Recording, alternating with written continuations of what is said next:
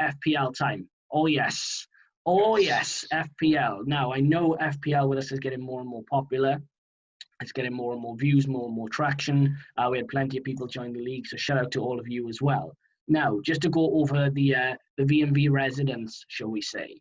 Now, I ended the game week on 79 points. Becky, you ended on 57 points, and Reese Henley ended on 49 points, which now puts my total at 276. Becky, you're at 246, and Reese is at 304. Now, none of us are top. The top person, and again, apologies if I'm pronouncing your name wrong, bro. Feel free to get in touch with us as well. Is Photo Vidica, I believe. Am I saying that right, do you reckon? Yeah, I agree with you on Photo. Whether it's Vidica or Vidica, I definitely don't know. But I tried to include the accent on it just to make it sound European. But it could be anything, to be honest with you. I think maybe the D is silent. I don't know. Who knows? Yeah, but yeah, well done to that person who's top, because to that person. Because they're having an absolute stormer. Reece even said himself, it doesn't matter how good of a week I have, they just seem to have a better week. I don't think, I'm looking at the scores at the top every week, and I've yet to see them have anything other than an absolutely stonking week. This guy is a genius, bro. He's honestly, this week he had 100 points, right? Which outstripped all of us. And it puts him on 399 points, which is 78 points clear of second place, who has 321 points. So this guy is storming it. I just hope his English is good, because the winner is due to come on the podcast with us at the start of next season. So if his English is limited, we might need a translator. But whoever you are, bro, get in touch with us and let us know. But FPL tips, Becky, who are you going for this week as a captain initially? As a captain, as usual, there is a few options. But I think it is going to be difficult to look past Kane or Son, purely for the reason that they can't stop scoring goals. And they seem to have this unbelievable chemistry at the moment, where the form is where they just keep assisting each other. One of them will score, the other one will score, and they'll assist each other. And their score, I know they drew 3-3. They did a Spurs. They bottled it a little bit once again, and they conceded 3. They're not having problems scoring goals at all, Spurs. They put 6 past United.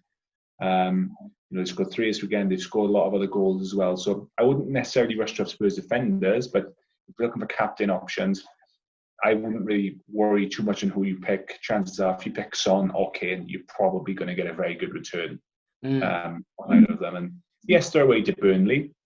Burnley at times can be a bit stubborn and difficult at home. So you could argue is a little bit of an unpredictable fixture there. But if you haven't got them in your team, get one of them in. And if they don't perform that well against Burnley, they're going to be scoring goals between them in the sort of the next few fixtures. So that would be my main recommendation, one of them two. My alternative pick, don't know about you, Spoon, but I would say Bruno Fernandes. Purely just because he's the penalty taker, and that those are his main source of goals. Let's not hide behind that. Though he did score very nice goals against Newcastle. Sorry, Reece. But he did. And United, whether you like it or not, do seem to be getting a lot of penalties through attacking play. So if United get a penalty, he is going to be the take of that penalty. So I would say aside from Salah, Son or Kane, I would go for Bruno Fernandes after that. I'm with you, bro. I look into the fixtures.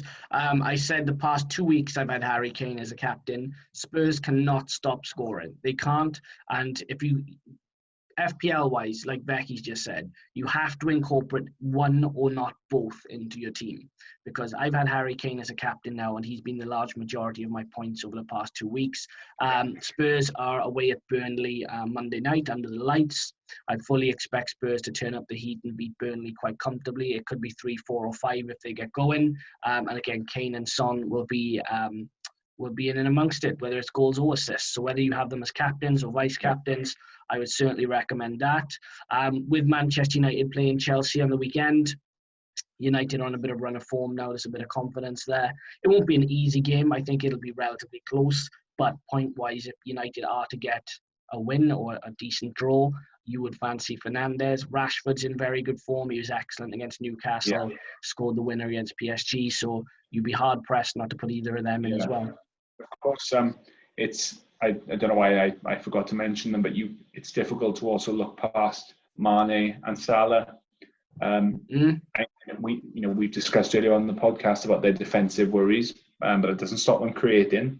It might mean that they're more vulnerable, and teams will probably look at them and think we can get at them here, but they will still score goals. And if Liverpool are going to score goals, I think we all know the two main sources of those goals, which are Mane and Salah. So Sheffield United, I think they've got a point so far this season. That's all they've got. So there's a real possibility that they could chip a few goals as well. So I would never leave behind the option of Salah or Mane if they're on your side, because they can be quite reliable. Yeah, that's very true, bro. Just to give people some sort of context as to my kind of team this week, transfer-wise, I put Ollie Watkins in, or as I now call him, Oliver Shotkins, because he will bag goals for fun. So I put him in because he's relatively cheap, and Villa are at the top of the league, and they're doing okay. So I think they will create, and I think he will get some more goals. Ollie Watkins I've got in. One of the reasons is because of his value. He's relatively cheap. That then allows me to add a bit more, maybe sort of, in terms of midfield.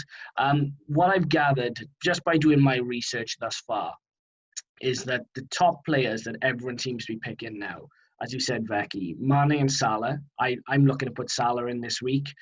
James Rodriguez, Jack Grealish, Bruno Fernandes, Son, Kane, Jimenez at Wolves, Dominic Calvert-Lewin, Grealish. There's a kind of core group of players now as the season is starting to evolve. We're seeing these are going to be the guys this season now that really sort of give you points, and they're consistently doing it week in, week out. Aston Villa defensively, I haven't checked their fixtures, but a lot of the people that are at the top of the leagues, they are picking Aston Villa defenders, because Villa have hardly conceded. Your Tyrone Mings, your Emi Martinez, people like that. So if you are looking to incorporate defenders where you want to get clean sheets, double check Aston Villa's fixture list. And if you're not playing one of the big six, you'd be hard pressed not to put one in. 100%. I would agree with that. And something else just to add in as well is that we're not really seeing much competition from the likes of your Kevin De Bruyne, Sterling's, Aubameyangs at the moment, which is surprising, because they usually, Aubameyang is a bagsman, and he was up until he signed a new contract. I don't know why that should change it, but he seems to have gone dry after that. And Man City don't look to be up to an awful lot at the moment. I know they did beat Arsenal, but it was close. And your Aubameyangs, Kevin De Bruyne, Sterling's are normally shoo-ins for your FPL team. They have been for a good couple of years now. And the good thing is, if you haven't got them in your team, you don't really have to worry about them at the moment. They're not asking the question of you at the moment. So you look at your Salah, Mane, Son, Bruno Fernandes, James Rodriguez.